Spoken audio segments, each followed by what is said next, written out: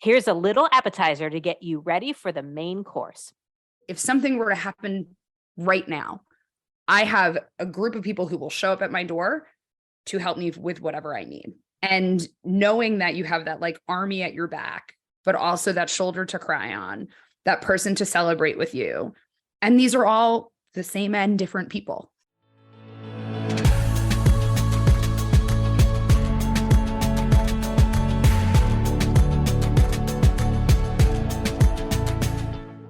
You might be wondering why we're doing an episode on how to make new friends on the This Is Women's Work podcast, because it sounds like a topic for a younger audience, right?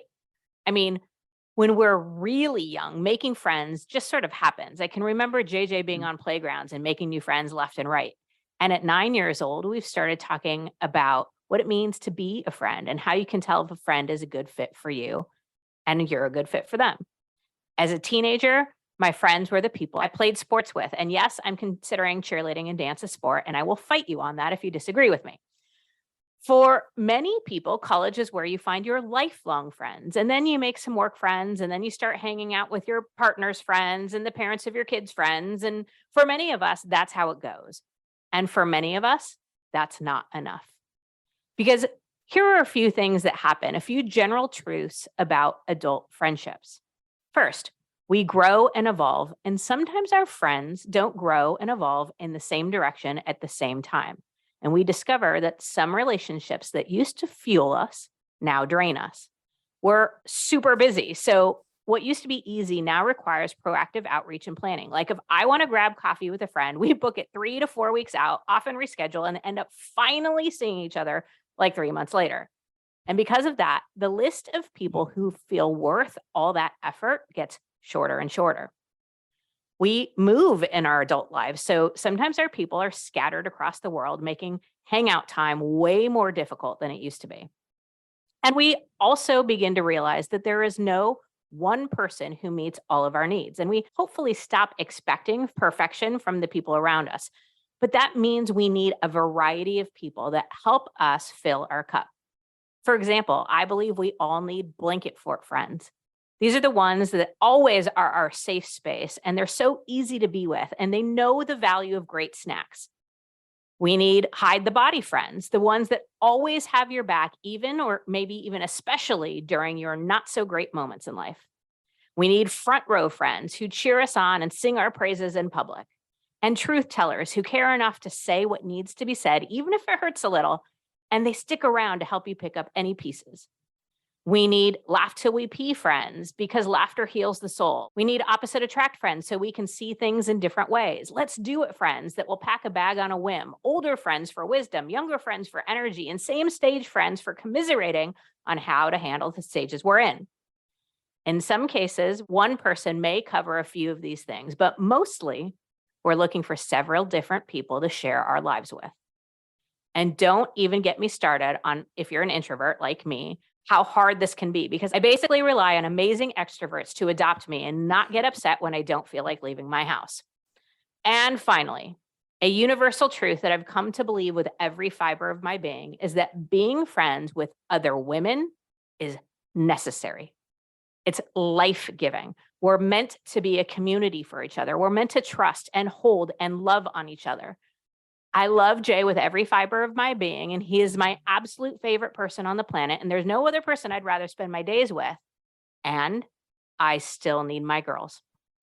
I require friends trips and women's retreats and coffee breaks and long phone calls. I'm blessed with an actual sister who is one of my best friends, a true front row friend who makes me laugh till I pee, and I know would help me hide a body if it came to that. She'd probably assume they deserved it. But some of my not blood-related friends have also become my sisters.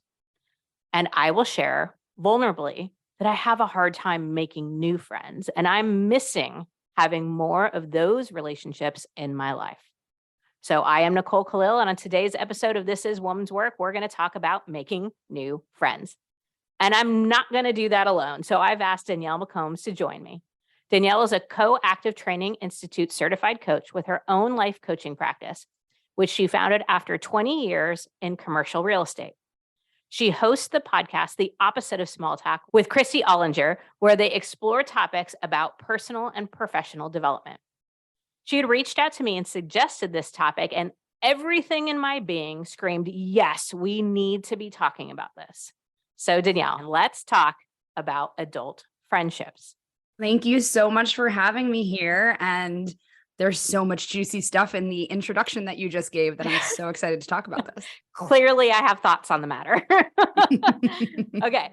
So I laid out a few there, but why do you think it's so hard to make friends as an adult? So I want to start off in just letting you know who I am in this so that we can have the conversation. I am the extrovert who brings my introvert friends along with me. I have long-standing friendships in my life. I have friends that I've known since I was 6 or 7, and then I have friends from all stages of my life. There's a part that I think is innate in me where I'm just like one of those people who like collects people, and I'm good at keeping in touch. But I found myself in a position. I moved to San Francisco. I was 36 years old, 7 years ago. I knew no one here. And so I've always known that I'd been good at like making friends, but I was put in a position where I had no choice. I like didn't have, my friends from work and my friends from college around and all the network that I had created in New York. And so when I came here, it was like starting from ground zero, and it was overwhelming and daunting. And I will say I am such an extrovert that then like living in this place by myself, not having that group to go out with, I had no choice but to put myself out there very vulnerably and work on making friends pretty aggressively. I love the idea of aggressive friend making. So let's talk maybe about some of the tactics, because I also moved across the country. Fortunately, Jay had, this is where he's from, so we have friends through him, but I had to get a lot out of my comfort zone and aggressively seek out some people. But I don't know that I had any tactical things to do. I just sort of winged it. So what are some tactical tips? So I would say you have to accept every invitation that is given to you. There was, somebody would be like, oh, hey, I think we're going to brunch this weekend. And I was like, yep, I'm in, right? Anything that there was an invitation, I was in. And what I did then was, if you were invited to a party and there was other people there, right? You start mingling, talking to other people. At the end of a conversation, I would say, you're really cool. Could we hang out? And will you give me your number? And I literally was like picking people up at every place I went. And I don't know that I did it necessarily like, okay, I have a checklist and now today I need to make a new friend. But what I did was just made it my business to amplify everywhere that I was, that like, okay, this one person invited me to this thing and there's other people here. How can I find another person that I like and just say, hey, do you want to go grab a drink? Do you want to go grab a coffee? And then follow up, right? Not just say, hey, you're cool. You want to exchange numbers, but then actually do the work of following up and saying, let's go get a coffee on this date, so that it actually happened, right? And then also the other part is, once you actually meet and it's great, right? And you have a good time, follow up again. Don't assume that like, oh, we're friends now and whatever happens. Is you need to be proactive in it. You need to continuously follow up, right? It's like dating in a way, but I know a lot of times people dating will be like, well, it's his job to call. No, it is not anybody else's job to call here. You need to be the proactive one. So this might sound like a strange question, but do you go into these events with a dual purpose? Like, are you there for business and you might meet somebody you like? Or do you, go to meet friends and go, oh, well, worst case scenario, maybe there's a connection that can be made on the work side? Or do you kind of segment those things in your mind? I think they all go together. Good people, I believe that good people know good people. And so if somebody invites you to a party and you like them, most likely you're gonna like the other people at that party. Not everybody, right? There's always the people that are not gonna meld with, but there's probably somebody else there that you're gonna like. But the same is true of going to a networking event. Like there's probably someone else in that room that you align with in some way that's outside of the business purpose that's there. And so I think that just looking for the people who you align with, who you like, who you want to spend time with. And if that is in business, that's going to help you out, because guess what? People want to do business with people that they like. But also, if your businesses don't align, you could also just really enjoy hanging out with each other. Mm-hmm. So what are your thoughts about, I kind of said in the intro, this idea that there is no one person that meets all of our needs. And I think I made that mistake at a younger age where I would have friends and they wouldn't show up for me in a certain way, and I would be disappointed, and it might have fractured the friendship or whatever. And then now, with the benefit of hindsight, I look back and I go, oh, I was expecting them to show up differently than who they were. That expectation was me putting it on them. So, I've had friends that I have so much fun going out with and make me laugh till I pee, but then, got upset when they weren't there for me during really tough times. And I was like, now with the benefit of hindsight, I'm like, that wasn't our friendship. So all of that to say, any tips on how to accept people for who they are in your life, and how to decide that? So I think part of it is, one, getting to know yourself more, right? Once we can do that and we know, well, I can't show up for everyone for everything they need me to do. And once we can give that grace to ourselves, we can give that grace to other people.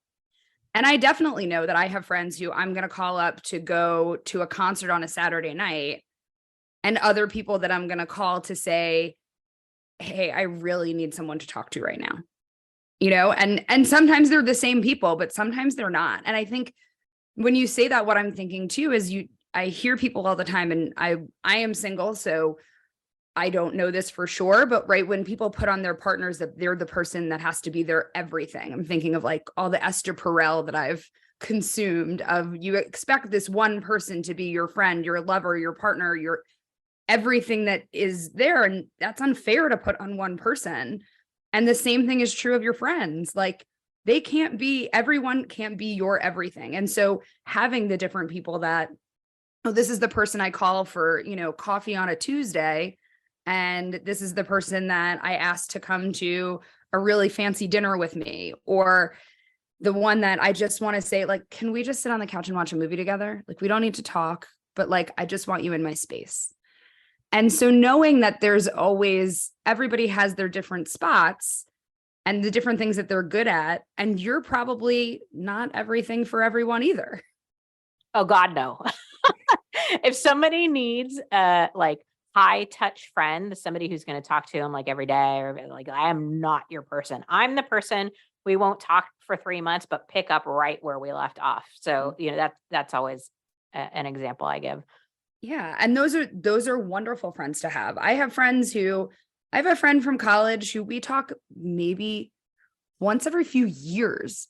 And when we pick up the phone, it is like nothing has changed. And so I think people also have to give those friendships a lot of credit, because sometimes what will happen will be like, well, I haven't talked to her in 3 years. I'm not going to call. That friendship doesn't go away just because you're not talking every day, because you're not in the minutia of their lives and they're not in yours. There's still a bond there. And I think that that's something that is really important to recognize. And a lot of people let those friendships fall apart or fall away because you think, well, we haven't talked in so long, we must have nothing to talk about. Right. I want to talk about making new friends, because that is the title of the episode. You said earlier that friendships or making new friends was a little bit, or maybe a lot, like dating. So I think back to dating, and by the way, I would not want to do that again. It's not the highlight of my life. But I think one of the mistakes I made is I spent a lot of energy when dating worrying about whether or not they liked me, or whether or not they were going to choose me, and very little energy on what I was looking for in a partner. So is that something to consider when making new friends? Like, do you have in mind what types of friends you're looking for, or what values, or am I overthinking this? Is it a little bit more simple? Is it more of a feeling? What are your thoughts about how you decide if somebody you want to go to coffee with or want to follow up with? Well, I'll also preface this with Christy, that I do the opposite of small talk with, will say to me every time I meet somebody, she's like, you want to be everybody's friend. And because every time I meet somebody, I'm like, oh my God, I love them and I want to be their friend. And that's part of who I am. And I believe when we met, I called Christy immediately and was like, I met this new person, Nicole, and I want to be her friend. So I might be not as, let's see, finicky.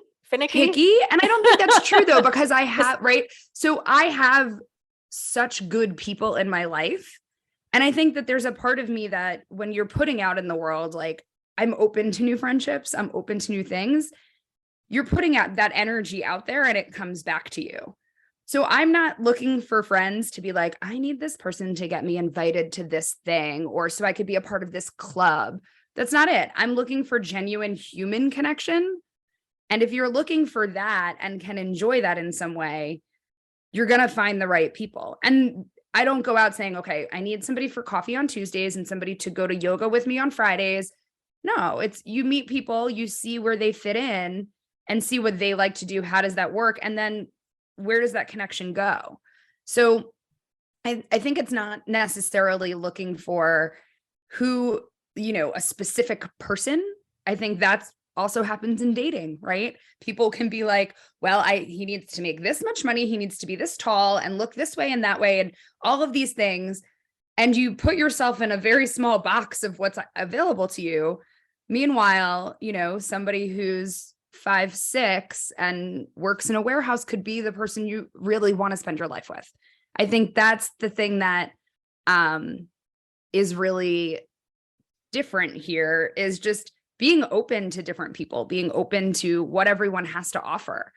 This just reminds me having a conversation the other day with a group of my girlfriends, and was talking about another friend and was like, well, do you ever tell her that she does this thing that annoys you? And I was like, it's just her. And I'm accepting her for her. Like I've accepted that not everyone's going to fit into the thing that I want. And there's a point where if it becomes a problem, like that you want to confront that. But I think accepting people for who they are and enjoying that, like, yeah, she makes these quirky comments all the time that I don't get all the time, but it's part of who she is. And I love her for that. Yeah. Yeah. I'm sure, Jay or some of my friends would tell you, like, I have no filter. And so sometimes things fly out of my mouth and they're like, oh, and I'm like, ooh, I'm so glad you love me anyway. Okay. So you said good people know good people. I love that. Where do we find good people? Where do good people hang out? Like, where should we be going or spending our time? Yeah. Well, what are the places you like to go? See, that's the problem. My house. And nobody has broken into my house yet to become my friend. To become your friend. Yeah, no, I'm joking around, but yes, I mean, I'm charitably inclined. I, do go to a lot of women's events, women's retreats. I meet a lot of people through like how we met, like through work, under the work umbrella, but meet people and are like, oh, I kind of like this person. But so that's the thing, is the things that you like to do, the places you like to be. And then I would also say it's the same thing as networking for a job. So ask your friends, like, who do you know? And I've created a group of friends here in San Francisco that is really like a mishmash of different people, and people who then say like, oh, so-and-so just moved here. Do you want to hang out with her? And I'm always like, yes, absolutely. Because I know what it's like to be in a new city and know no one. And if you know them, right? One of my good friends from New York was like, hey, do you want to meet my friend Erin? She just moved to San Francisco. I said, absolutely. She's become one of my closest friends here. And she came with a really great recommendation. She was from one of my closest friends in New York. And so I think being able to put that out there of like, I'm open for friendships too. And I think as adults, we don't do that. We assume, well, everybody already has their friends. And one of the things that I keep seeing this quote places is like, you haven't met all of the people you're going to love in your life yet, right? All of the people who are going to make a difference, you haven't met them yet. And so if we could keep that mentality of like, nope, it's not just our people now because I'm in my 40s and I can't let anybody else in, we have the capacity for that. And I look to my parents who now, they've split their time between New York and Florida. And they moved into this community in Florida, and it's just a condo building. It's not like an over 55 or whatever, but it's a lot of people who retired there. And my parents in the last 10 years have made friends that are so close to them. And to know that you can do that when you're older, right? You're in a different stage of life. You need different things, but have met these people who are incredible and so close to them that it's not you don't get to a certain age and you stop making new friends. Like there is opportunities everywhere you go.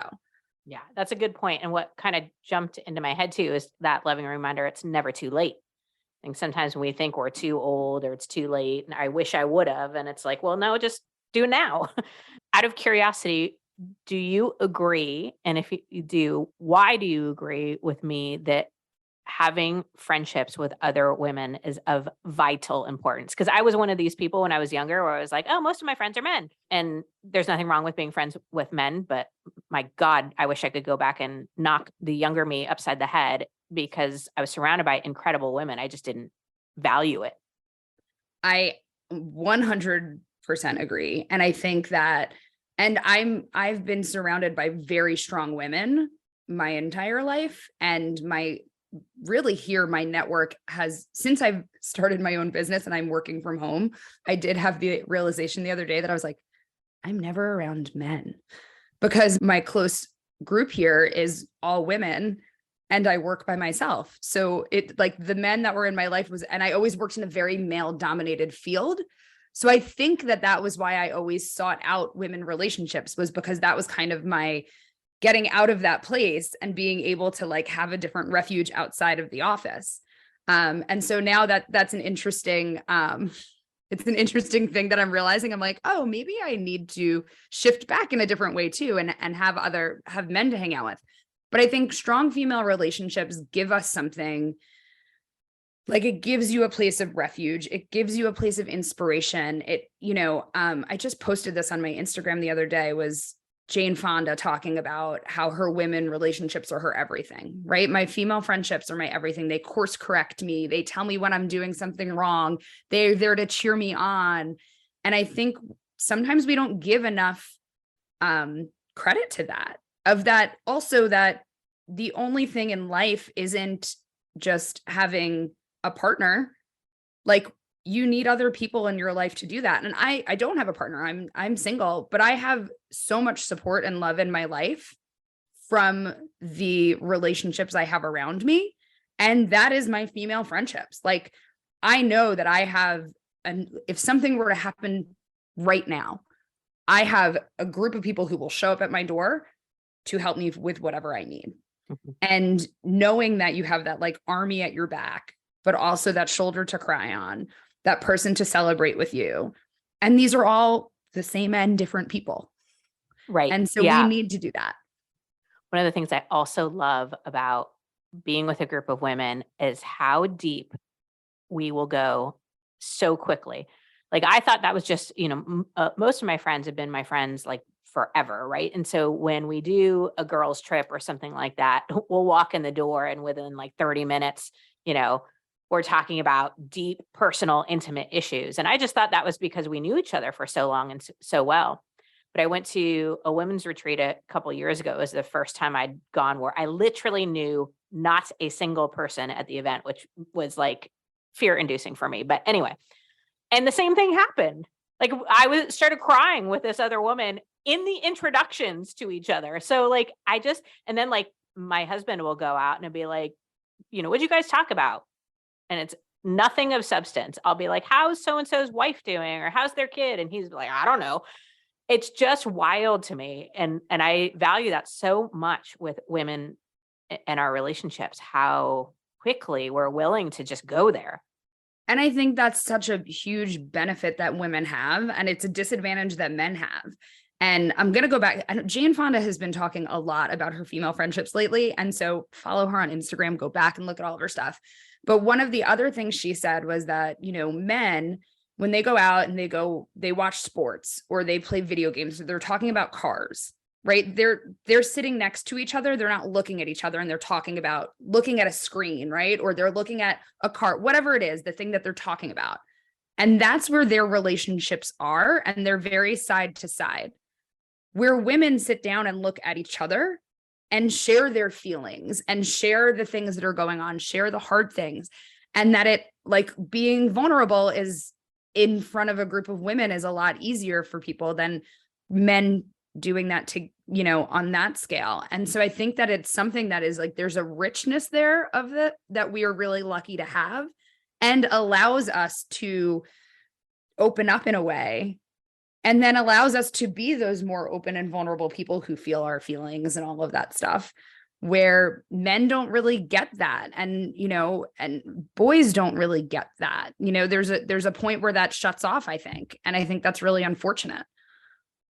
Agreed, because it's cathartic. Like I feel lighter after those. And I just wonder, like, if men don't get those experiences, where do all those feelings go? Like I refuse to believe they're not having them. They're not experiencing life that, in a Mhm. similar way. It's just, there isn't that wonderful supportive outlet. And that makes me sad and I do think, by the way, there are some things that men do a little bit better in relationships, but this is not one of them. Right. But I wanted to talk about that too. Let's talk a little bit about maybe the dark side of female friendships. What isn't working? Where do we make mistakes as women friends? So I think there's a lot that comes down to, I would say, comparison. One is a huge part of it. And I think that's a problem in so many parts of our lives. But when we start doing that in friendships, she has this, I don't, or that there's a judgment that comes along with that, that puts us in a place that you're on the defensive in a way. And then you can't be that open and vulnerable self where you're really sharing who you are, because you feel as though you're being judged in a way. And that is just, I think that's something that judgment, right? This goes into a million different places, but if you can judge yourself less, and then you judge the people you're around less, and know that everyone's here just trying to do their best, and you give them the benefit of the doubt of that. And if you can have those conversations when the, uncomfortable things come up, and you can actually say like, hey, this is how I'm feeling, and feel comfortable in that, like it gives you such a much of a deeper relationship. But when you don't do that, and you avoid this subject, or you start getting gossipy, talking behind people's backs, that creates a culture of not also trusting the other. Mhm. Because if we have a group of 5 or 6 people, and when 3 people are together, that they're talking about the other 3 people. Well, when you're in that other group, or you're not there, who are they talking about? And so Right. I think there's a way in which we're going to talk about the people who are around us, but there's a way to do it that is in a loving, caring way, and not a judgmental way and a gossipy way. So I think Right. that's part of having that almost as almost like a covenant of, that sounds really kind of crazy, but right, that's like an agreement of what your friendships are. Yeah, I'm not going to gossip about someone else. I'm not going to talk bad about someone else. I might say, hey, do you think maybe we should give Nicole a call? Like what's going on? I'm a little concerned about, or I'm concerned about her, or, she said this thing and it really hurt my feelings. And having those conversations in that way is a lot different than calling Nicole a bitch behind her back and talking to everybody else about it. Right. And so it's part of the way you carry yourself is going to set the tone for that. Yes. The gossiping and backstabbing and jealousy and envy. Like I understand the inclination. Do not get me wrong. I have moments, but I don't understand following through on it. I don't understand as grown adults. Like we can't just shut our pie holes, or like you said, have it in a responsible way, or have it directly with the person. I do think that is a way, this sort of mean girl thing that we carry forward into adulthood.